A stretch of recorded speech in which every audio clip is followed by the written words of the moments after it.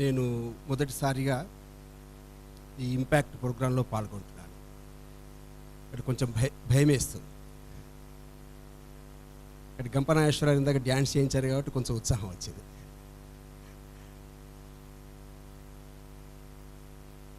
ఒక మంచి కార్యక్రమం. ఇందులో నేను ముందు యోజన, ముందు ప్రణాళిక, ఈ క్వశ్చన్ పేపరు ఇవన్నీ నేనేం సిద్ధంగా లేను. నేను కేవలం జనరల్గా మీతో మాట్లాడడానికి ఇక్కడికి వచ్చాను. గత 27 సంవత్సరాలుగా నేను సామాజికమైనటువంటి రంగంలో పనిచేస్తూ సుమారు ఒక 400-500 గ్రామాల్లో పర్యటించి రైతులు, చేనేత కార్మికులు, అట్లాగే నగరాల్లో ఉండేటువంటి వివిధ కళాశాలలో ఉండేటువంటి విద్యార్థులు, అధ్యాపకులు, వీళ్ళందరితో ఉన్నటువంటి సంబంధాలు, స్నేహాల కారణంగా ఈరోజు మీ ముందు కొన్ని విషయాలు ప్రస్తావించేటువంటి ప్రయత్నం చేస్తాను.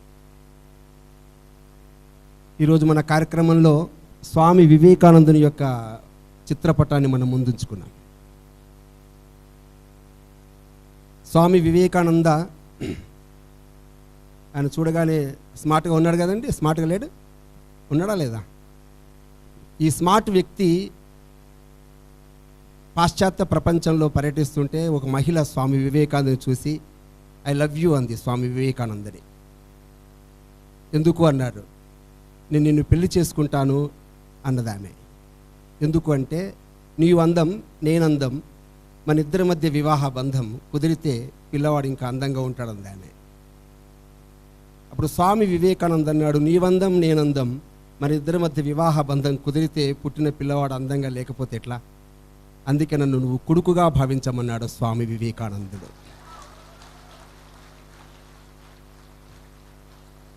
ఆ మంది మా పాశ్చాత్య ప్రపంచంలో మగవాళ్ళకి వల వేస్తే కాళ్ళ దగ్గర పడతారంటే స్వామి వివేకానంద చెప్పాడు, మా దేశంలో అలా పడరు, ఎందుకంటే మా అమ్మ నేర్పిన సంస్కారం అని చెప్పాడు స్వామి వివేకానందుడు. పాశ్చాత్య ప్రపంచంలో ఆ దేశాల్లో అక్కడి ప్రజలు ఆ దేశాలని వాళ్ళు ఫాదర్ల్యాండ్ అని పిలుస్తారు, మనం మదర్ల్యాండ్ అని పిలుస్తాం. భూమిని భూమాత అని పిలుస్తాం, గోవుని గోమాత అని పిలుస్తాం, చెట్టును పట్టుకుని తులసిమాత అని పిలుస్తాం, పశువును పట్టుకుని గోమాత అని పిలుస్తాం, నీళ్లను చూసి గోదావరి గంగామాత అని పిలుస్తాం. ఇంటికి వచ్చిన బిచ్చగత్తెను కూడా బిచ్చగత్తె పో, బిచ్చగత్తె రానం, ఉండమ్మా రామ్మ అని బిచ్చగత్తెను కూడా సభ్యతగా పిలిచే సంస్కారం మన భారతదేశంలో ఉంది. ఆకాశంలో సౌరమండలం నుండి చంద్రుడిని చూసి మనం చందమామ అని పిలుస్తాం. మీ అమ్మ తమ్ముడా మామ అని పిలుస్తానంతే. ఉదయం అంతా చెమట కార్చి రాత్రిపూట శీతల కిరణాలతో నా మేలువంతా పులకరిస్తుంటే మామ అని పిలిచే ఏకైక దేశం ప్రపంచంలో భారతదేశం ఒక్కటే. అందుకే మనుష్యుల్ని మాత్రమే కాదు, పశుపక్షాదుల్ని కూడా వావి వరసలతో పిలిచింది కాబట్టి ఈ దేశం కొన్ని వేల సంవత్సరాలుగా ప్రపంచంలో బ్రతుకుతుంది. అందుకే అమెరికా వయస్సు ఎంత అంటే 500 సంవత్సరాలు. 500 సంవత్సరాల క్రితం ప్రపంచంలో అమెరికా లేదు. ఇరాక్, ఇజ్రాయిల్ ఈ 2 దేశాల వయస్సు 2000 సంవత్సరాలు. 2000 సంవత్సరాల క్రితం ప్రపంచ పటంలో ఈ 2 దేశాలు కనిపించావు. చైనా వయస్సు 5000 సంవత్సరాలు. 5000 సంవత్సరాల క్రితం చైనా సభ్యత, సంస్కృతి ప్రశ్నార్థకం. మరి నీవు, నేను, మనం పుట్టినటువంటి భారతదేశం యొక్క వయస్సు ఎంత మీకు తెలుసా? నాకు కూడా తెలియదు. ప్రపంచంలో ఏ తత్వవేత్త, ఏ శాస్త్రవేత్తల కులమానాలకి, స్కేలుకు అందనంత కాలం భారతదేశం యొక్క కాలం. ఆర్నాల్డ్ టాయిన్బీ అని ఒక తత్వవేత్త ఉన్నాడు. ఆయన అంటాడు, ప్రపంచంలో నేను 28 దేశాల సంస్కృతిని చదివాను. ఈ రోజున ప్రపంచంలో ఆ 28 సంస్కృతులు ప్రపంచంలో లేవు. ప్రపంచంలో అత్యంత విలువైనటువంటి విషయాల్ని, పదాల్ని, ప్రజాస్వామ్యం యొక్క గుణగణాల్ని ప్రపంచానికి అందించినటువంటి దేశం గ్రీకు దేశం. అక్కడ అరిస్టాటిల్ పుట్టాడు, అలెగ్జాండర్ పుట్టాడు. ప్రపంచ విజేతగా పేరు పొంది ప్రపంచంలో దేశాల్ని రక్తసిక్తం చేసి అలెగ్జాండర్ పుట్టినటువంటి గ్రీకు దేశం ప్రపంచంలో లేదు ఈ రోజున. ఇంకొక దేశం వస్తువులు తయారు చేసింది, వస్త్రాలు తయారు చేసింది, విదేశాలకు ఎగుమతి చేసింది, విదేశ మారక ద్రవ్యాన్ని సాధించి విశ్వ సామ్రాజ్యాన్ని సృష్టించినటువంటి రోమ్ సామ్రాజ్యం ప్రపంచంలో లేదు. ఇప్పుడు ఒక దేశం ఉంది, అది మనతోనే పుట్టింది, మనతో పాటే దార్శనికతల గురించి మాట్లాడింది ఆ దేశం. కానీ ఆ దేశంలో రెండు మిగిలాయి, ఆకాశం ఎత్తు పిరమిడ్లు, పాతాళంలో మమ్మీలు. ఈజిప్ట్ దేశం. కొన్ని సంస్కృతుల పేర్లే మనకు తెలియదు, అస్సీరియా, సుమేరియా. కొన్ని పుస్తకాల్లో చదువు ఉంటారు, బాబిలోనియా, మెసపెటోమియా. ఈ రకంగా 28 దేశాల సంస్కృతులు ప్రపంచంలో కాలగర్భంలో కలిసిపోయిన తర్వాత కూడా నిలిచినటువంటి ఒకే ఒక దేశం, అది భారతదేశము ప్రపంచంలో.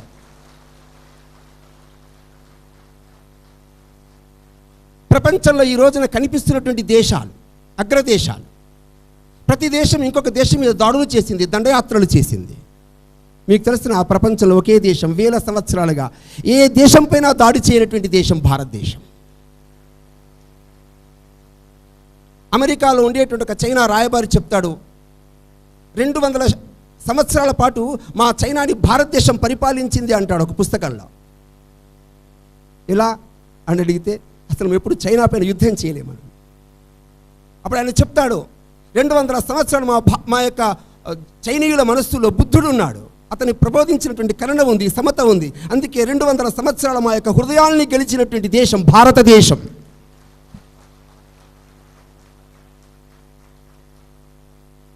మన దేశం మీద దండయాత్రలు జరగలేదా?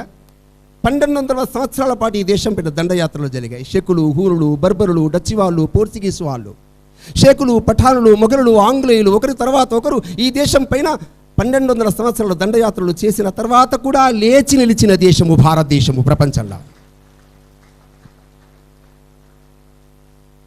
కారణం ఏమిటి?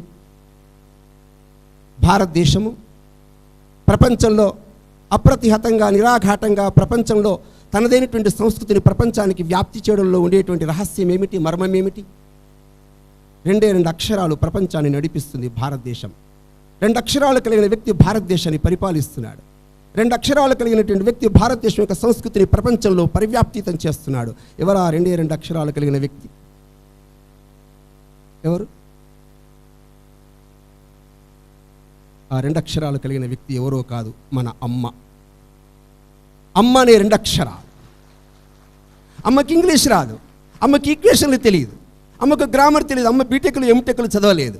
కానీ అమ్మ నాన్నతో, అమ్మ కొడుకుతో, అమ్మ కూతుర్లతో, మనములతో, అమ్మ నోములతో, వ్రతాలతో, అమ్మ పండుగలతో, అమ్మ ఇంటికి వచ్చిన డబ్బును పొదుపు చేసి ఎక్కడ ఏది వాడాలో చెప్పగలిగేటువంటి నిజమైన మేనేజ్మెంట్ గురువును అమ్మని కన్న దేశం భారతదేశం.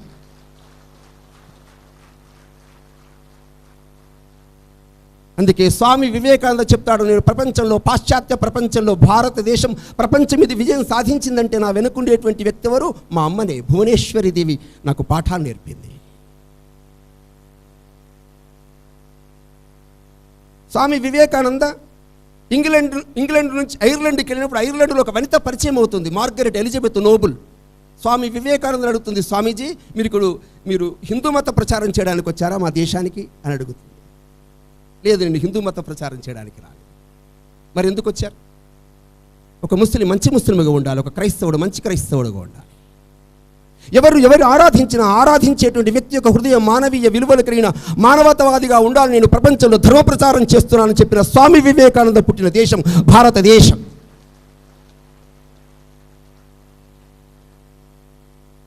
స్వామి వివేకానంద ప్రపంచంలో 4 సంవత్సరాలు పాశ్చాత్య దేశంలో విజయం సాధిస్తున్నప్పుడు ఆయన వెనుక నడిచినటువంటి వ్యక్తులు నిరక్షరాస్యులు కాదు, విద్యార్థులు కాదు, గ్రామీణ ప్రాంతాల నుంచి వచ్చినటువంటి వ్యక్తులు కాదు. బిషప్ యొక్క చర్చి యొక్క అధిపతులు ఉన్నారు, అధిపతుల యొక్క కూతుళ్ళు, కొడుకులు ఉన్నారు, ఆయా యూనివర్సిటీలో చదువుతున్నటువంటి ప్రొఫెసర్లు ఉన్నారు, ఫ్యాకల్టీ చెప్పేటువంటి ఉపన్యాసకులు ఉన్నారు. ఒకరు కాదు, ఇద్దరు కాదు, 2000 మందిని ఆకర్షించి వాళ్ళతో వాదోపవాదాలు చేసి మనలో ఉండేటువంటి మర్మాన్ని, నర్భగర్భాన్ని ప్రపంచానికి పరిచయం చేసి ఆ విధంగా ప్రపంచంలో భారతదేశం యొక్క సాంస్కృతిక గొప్పతనాన్ని ప్రపంచానికి చాటి చెప్పిన స్వామి వివేకానంద 153 సంవత్సరాల తర్వాత కూడా ఇంకా బ్రతుకున్నాడు మన మనస్సుల్లో, హృదయాల్లో.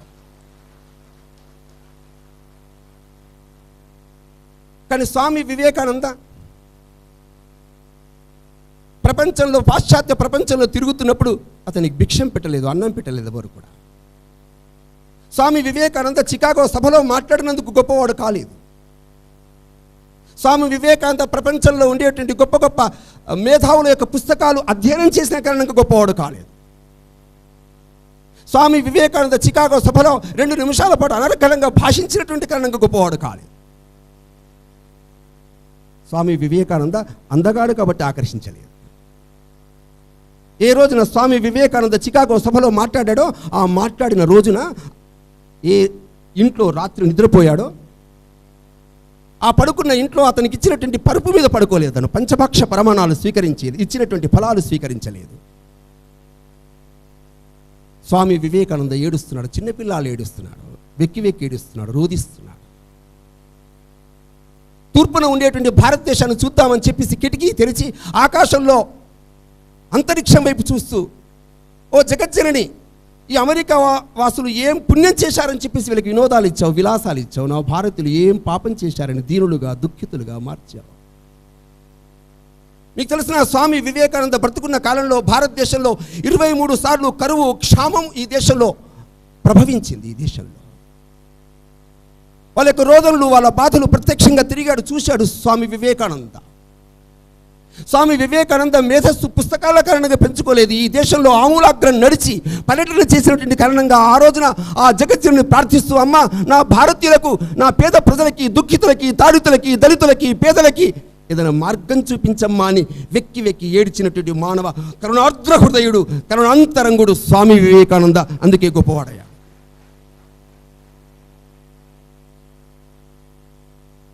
భారతదేశం ఒక్క స్వామి వివేకానంద కాదు, ప్రపంచంలో ఎక్కడ ఉద్భవించినటువంటి లక్షలాది మంది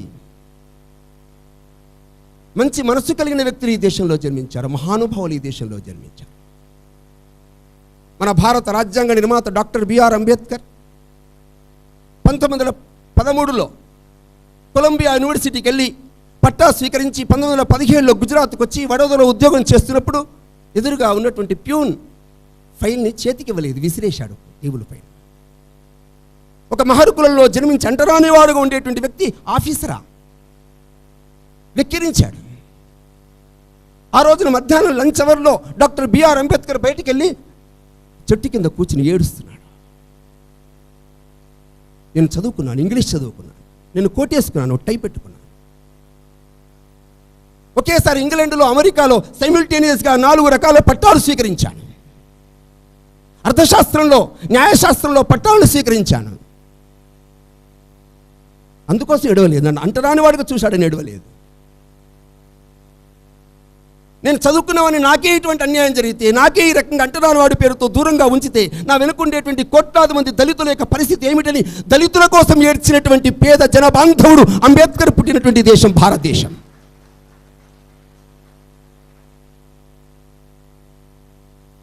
ఈ రోజున సుభాష్ చంద్రబోస్ యొక్క జయంతి. 1919లో లండన్కి వెళ్ళాడు ఐసీఎస్ చదవడానికి. 8 నెలలు మాత్రమే సమయం ఉంది, కష్టపడి చదివాడు. అతనికి ఇష్టం లేకుండా వాళ్ళ నాన్న ప్రేరణతో, ఒత్తిళ్లతో వెళ్ళాడు. ఐసీఎస్ చదివాడు, ప్రథమ స్థానం స్వీకరించాడు, 4వ ర్యాంకులో ఉన్నాడు. అదే సమయంలో భారతదేశంలో జలియన్వాలా బాగ్లో వేలాది మంది గుమిగూడి స్వాతంత్రం కోసం మంగళారుస్తుంటే, స్వాతంత్రం కోసం పరితపిస్తుంటే, వేధిస్తుంటే, ఆందోళన చెందుతుంటే ఆంగ్లేయులు డయ్యర్ అమానుషంగా మన భారతీయుల్ని చంపాడు. ఆ సంఘటన తెలిసి అతని హృదయం స్పందించింది. ఐసీఎస్కి రాజీనామా చేశాడు. భారతదేశంలో ఉండే భారత ప్రభుత్వ కార్యదర్శికి పంపిస్తే, అత్యంత విలువైనటువంటి పట్టా ఇది, ఒక మంచి ఉద్యోగం రాబోతున్నది, వదిలిపెడితే ఎలా? స్వీకరించలే. కేవలం నా యొక్క వృత్తి కోసం కాదు నేను జీవించేది, వ్యక్తిగతమైన స్వార్థం కోసం నేను ఈ సమాజంలో పుట్టలేదు, ఒక ఉన్నత ఆశయం కోసం నేను ఈ దేశంలో పుట్టాను అని భావించి ఐసీఎస్కి రాజీనామా చేశాడు. భారతదేశానికి వచ్చాడు, కాంగ్రెస్ అధ్యక్షుడయ్యాడు. 1939లో ప్రపంచంలో జరుగుతున్నటువంటి 2వ ప్రపంచ యుద్ధం. ఆ 2వ ప్రపంచ యుద్ధంలో ఆంగ్లేయులు తలమునకలై కూర్చున్నారు, యుద్ధాలు చేస్తున్నారు వాళ్ళు కూడా. అదే సమయం అనుకున్నాడు. గృహ నిర్బంధం చేసినటువంటి రోజున సుభాష్ చంద్రబోస్ 69 మంది పోలీసులు పహారా కాస్తుంటే వాళ్ళ మధ్య నుంచి పారిపోయాడు. ఆఫ్ఘాన్ చేరాడు, కాబూల్ చేరాడు, కాబూల్ నుంచి పెషావర్ చేరాడు, పెషావర్ నుంచి రష్యా చేరాడు, రష్యా నుంచి బెర్లిన్కి వెళ్ళాడు. 1 సంవత్సరం పాటు హిట్లర్ కోసం చూశాడు. హిట్లర్ ఎదురుగా కనబడిన తర్వాత ఏమన్నాడో తెలిసిన? భిక్షమెత్తలే, దేవరించలే, నా దేశానికి సహాయం చేయవా అని అడగలే. హిట్లర్ అంతకుముందు ఒక పుస్తకం రాశాడు. ఆ పుస్తకంలో భారతదేశం గురించి నిందావాక్యాలు రాశాడు. అన్న ప్రశ్న ఇదే అడిగాడు, మీరు పుస్తకంలో మా భారతదేశం గురించి ఎందుకు నిందించారు అని అడిగాడు. ఆశ్చర్యపోయాడు హిట్లర్. నా దేశానికి వచ్చి ఒక్కడివే వచ్చావు, నేనేమైనా నిన్ను చేయగలను. ఇప్పుడు భారతదేశం మీద ఉండేటువంటి మమకారం, భారతదేశం పైన ఉండేటువంటి దృఢమైనటువంటి గౌరవం హిట్లర్ చూసి పొంగిపోయాడు. అప్పుడు చేయి కలిపాడు. 20,000 మందితో ఆజాద్ హింద్ ఫౌజ్ తయారు చేశాడు. అక్కడి నుంచి 25,000 కిలోమీటర్లు జలాంతర్గామిలో సముద్రం గర్భంలో నుంచి జపాన్ చేరాడు.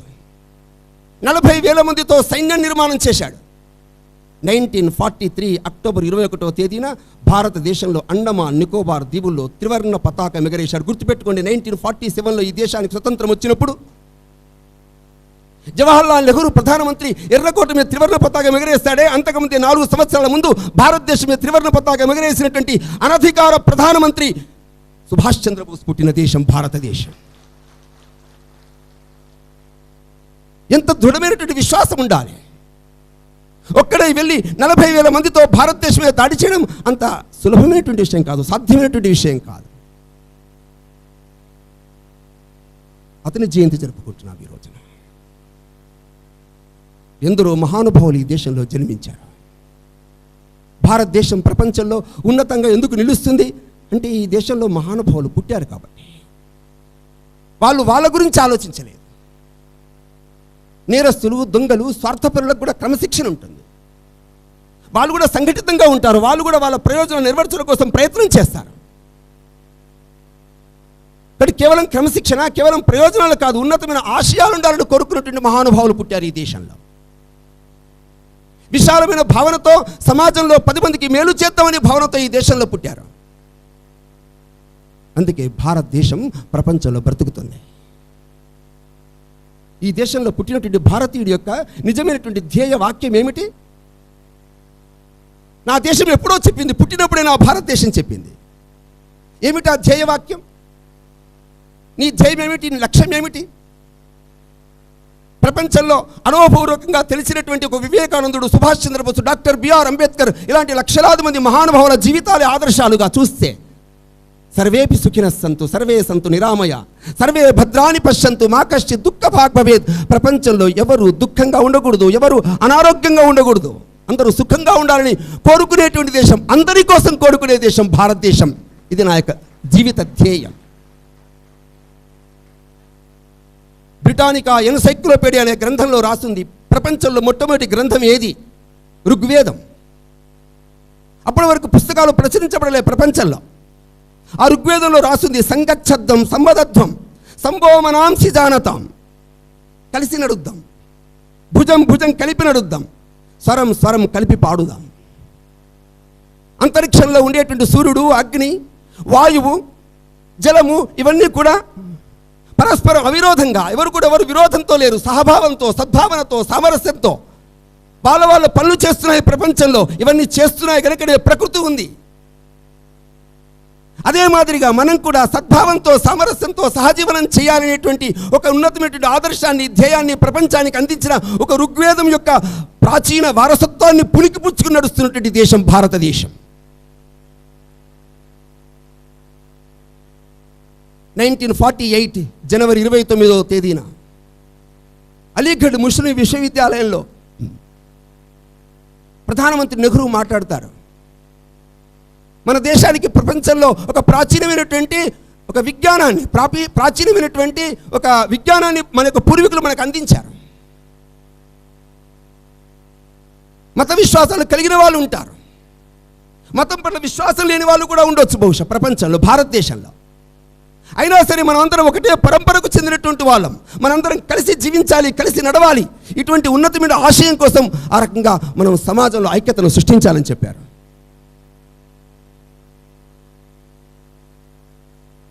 అందుకే భారతదేశం ఇవాళ ప్రపంచంలో ఒక ఉన్నతమైనటువంటి ఆశయాల కోసం ముందుకెళ్తున్నప్పుడు మనం కూడా అందులో భాగస్థులమే ఉండాలి. అందుకే మన యొక్క భారత రాజ్యాంగం తొలి పాఠం, ఆ తొలి పీఠికలో రాసబడి ఉంది.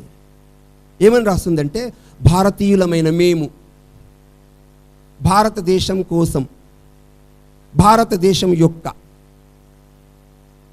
సర్వసత్తాక ప్రజాతంత్ర ప్రజాస్వామ్య వ్యవస్థను రూపొందించడం కోసం ఏకకంఠంతో ప్రయత్నం చేస్తామని రాస్తుంది. మేము అంటే ఎవరు? మేము అంటే ఎవరు? మేము అంటే ప్రపంచంలో ప్రాచీనమైన వారసత్వాన్ని పుణికిపుచ్చుకున్న మన వాళ్ళం. ఈ దేశంలో 7,50,000 గ్రామాలు ఉన్నాయి, 20,000 నగరాలు ఉన్నాయి, 7,000 కులాలు ఉన్నాయి, 10కి పైగా మతాలు ఉన్నాయి, 350కి పైగా భాషలు ఉన్నాయి. అయినప్పటికీ మనమంతా ఒకటే, భారతీయులుగా సమాజంలో జీవించాలి, సమాజంలో ప్రజాస్వామ్యమైనటువంటి సర్వసత్తాక గణతంత్ర రాజ్యాన్ని సమాజంలో నిర్మించాలని చెప్పేసి భారత రాజ్యాంగ తొలిపీఠలో మనం రాసుకున్నాం. అందుకే చిన్నప్పటి నుంచి మనం భారతదేశం ఉన్న మాతృభూమి అని మనం ప్రతిజ్ఞ చేస్తాం. అందరం కలిసి ఉపాధ్యాయుల పట్ల, తల్లిదండ్రుల పట్ల, పెద్దల పట్ల గౌరవం ఉండాలని చెప్పేసి ప్రతిజ్ఞ చేస్తాం. ప్రాచీనమైనటువంటి మన వారసత్వ సంపద కోసం మనం గర్విస్తాం. ఇతరుల పట్ల దయతో నిర్వర్తించాలని అనుకుంటాం. జంతువుల పట్ల దయతో ఉండాలని ఇప్పుడు కోరుకుంటాం. ఈ రకమైన చిన్న ప్రతిజ్ఞనే, కానీ ఆ ప్రతిజ్ఞలో ప్రపంచంలో భారతదేశానికి ఉన్నతమైన స్థానంలో నిలబడడానికి మనం చేసేటువంటి ప్రయత్నం సాధారణమైనది కాదు. దానికి ఎన్నో సాధనలు చేయాల్సిన అవసరం ఉంది, కష్టపడాల్సిన అవసరం. అందుకే రవీంద్రనాథ్ ఠాగూర్ జనగణమనని పెట్టాడు. ఈ దేశంలో ఉండేటువంటి అన్ని ప్రాంతాలతో పాటు ఈ దేశంలో ఉండేటువంటి అన్ని పర్వతాలు, నదులు ఈ భారతదేశం యొక్క అధినేతని కీర్తిస్తున్నాయని చెప్పాడు ఆ యొక్క జనగణమనలో. బకించంద్ర చటర్జీ వందే మాతరం రాశాడు. అందులో సంస్కృతంలో ఉంది, బెంగాల్లో ఉంది, భాషలో. అది తెలుగులో పాడతాను. వందే మాతరం వందే మాతరం వందే మాతరం వందే మాతరం, తల్లి మా వందనం, తెల్లని వెన్నెల కాంతులతో పరవశింపచేసి, శుభ్రజ్యోత్స్న పులకితయామిని పుల్ల కుసుమిత ద్రుమదల శోభిని, తెల్లని పువ్వుల సుగంధాలతో శోభనంద చేసి, కిలకిల రవముల నవ్వులతో చిరుచిరు జల్లుల ప్రేమలతో సుఖాలనిచ్చే వరాలనిచ్చే తల్లి వందనం, వందే మాతరం వందే మాతరం వందే మాతరం వందే మాతరం. కోటి కోటి కంఠాలు పలికినవి వందే మాతరం వందే మాతరం, కోటి కోటి ఖడ్గాలు లేచినవి వందే మాతరం వందే మాతరం. ఎవరన్నారు అబలవని బహుబలధారిని నమామి తారిని రిపుదల వారిని మాతరం, వందే మాతరం వందే మాతరం వందే మాతరం వందే మాతరం. విద్యవు నీవే, ధర్మము నీవే, హృదయము నీవే, సర్వము నీవే, ఈ దేహానికి ప్రాణము నీవే, బాహుశక్తి మాకిమ్ము, హృదయ భక్తి గైకొమ్ము, తోమారయి ప్రతిమాగడి మందిరే మందిరే, వందే మాతరం వందే మాతరం వందే మాతరం వందే మాతరం. 10 భుజములతో శస్త్ర ధరించిన ఆదిశక్తివి దుర్గవు నీవే, పరిమళాలు వెదజల్లు పరిమళముల వసించెడి శ్రీ శక్తివి లక్ష్మివి నీవే, చదువులనిచ్చెడి వాణివి నీవే, నమామి త్వాం నమామి కమలాం అమలామతులాం సుజలాం సుఫలాం మాతరం మాతరం. శ్యామలాం సరళాం సుస్మితాం భూషితాం, శ్యామలమైన రూపము నీది, సరళమైన ఆ కంఠము నీది, సుస్మితమైన వదనము నీది, భూషితమైన దేహము నీది, ధరణీం భరణీం మాతరం మాతరం మాతరం, వందే మాతరం వందే మాతరం వందే మాతరం వందే మాతరం. Thank you.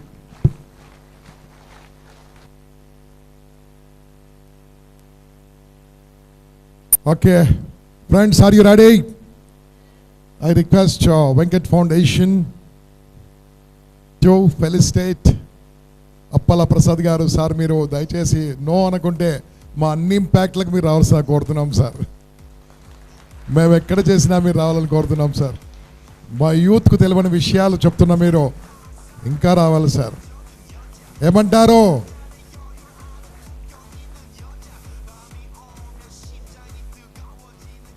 Thank you sir, thank you very much sir. మిత్రులారా, ఇది మన దేశం, ఇంత గొప్ప దేశం. నిన్న మనం స్టార్ట్ చేసేటప్పుడే మీకు చెప్పాను ఎంత గొప్ప దేశమో. మన దేశం గురించి మనకు తెలియదు, మన దేశం గురించి చెప్పాల్సిన అవసరం ఉంది. విదేశీయులు మన దేశాన్ని పాలించి మన దేశ సంస్కృతిని పాడు చేసి ఇటువంటి కోట్లు వేసుకునే సంస్కృతి వచ్చేసింది. మిత్రులారా, నౌ మీకు గుడ్ న్యూస్ ఏంటంటే వేణు భగవాన్ ఆల్రెడీ రీచ్.